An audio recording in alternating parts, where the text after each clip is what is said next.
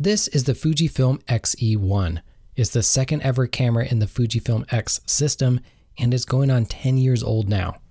In this video, I want to share with you my thoughts from borrowing this camera for the last month to hopefully help you answer the question, should you buy the Fujifilm X-E1 now?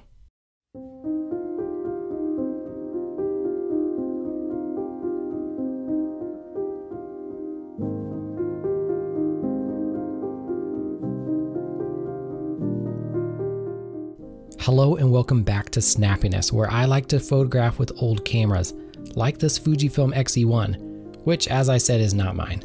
A big thank you to Kevin who lent me this camera and a few lenses to try out. I've been shooting it mostly with a loaned TT Artisan 35mm f1.4 lens, which is lovely by the way, and my very own Pentax Auto 110 lenses adapted to the camera. The images shared here in the video are a mix of edited RAW files and straight out of the camera JPEGs, and I'll tell you more about that later in the video.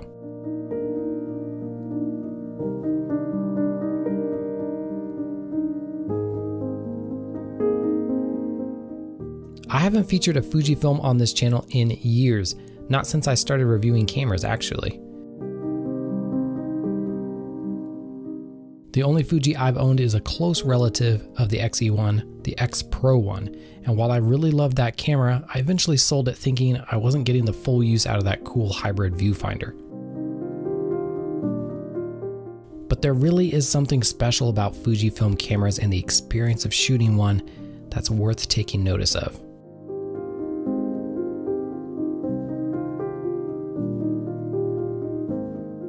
The Fujifilm X-E1 is seen by many photographers as being the quintessential entry point into the Fujifilm X camera system.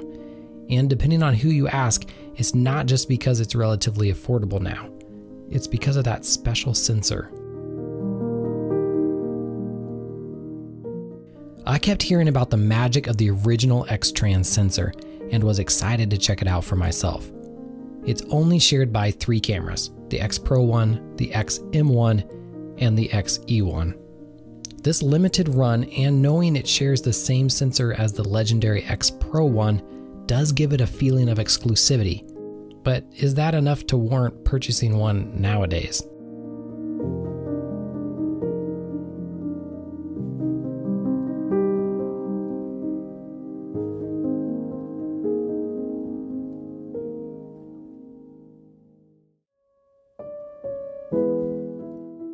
I found the RAW files created from this first generation X-Trans sensor fantastic to work with.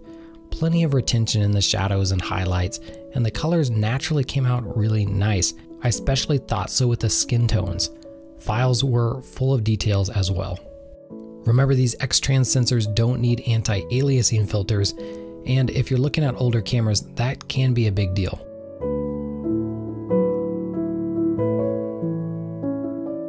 But the JPEG profiles are what Fuji users have particularly come to love. Being the second camera in the Fuji X series, the Fujifilm X-E1 has only a few JPEG profiles built in.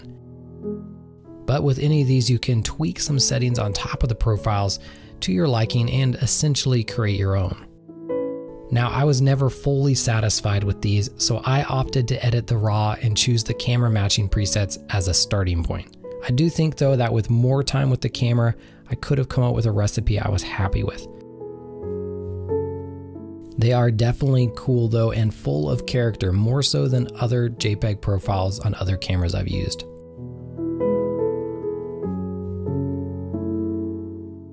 Now, the sensor aside, I want to talk more about some of the tangibles of the camera. The camera is compact and light. There's a small grip, but given the size and weight, it is adequate and comfortable enough. You probably wouldn't mount a huge lens to this, but if you did, I would imagine it would get a little awkward. The controls made a lot of sense to me pretty quickly, with my only gripe being that the exposure compensation dial is really easy to accidentally bump. But I am a fan of having a dedicated compensation dial and having it so visible. This really helps for the way that I like to photograph. Fujifilm lenses have a great reputation and I'd love to try one day. But for the meantime, I have the more budget-friendly options. There are brands such as TT Artisan that make manual focus lenses for the Fuji X mount. And then you of course can adapt all sorts of vintage lenses to this mirrorless camera. And I've absolutely loved using my Pentax Auto 110 lenses on the X-E1. They weren't designed for a sensor this big, so there's some optical flaws towards the edges, but loads of character and plenty sharp in the center. This obviously won't work for all kinds of photography, but if you need to add a bit of enjoyment back into picture taking, then these lenses are worth consideration and work well on the Fuji in my opinion.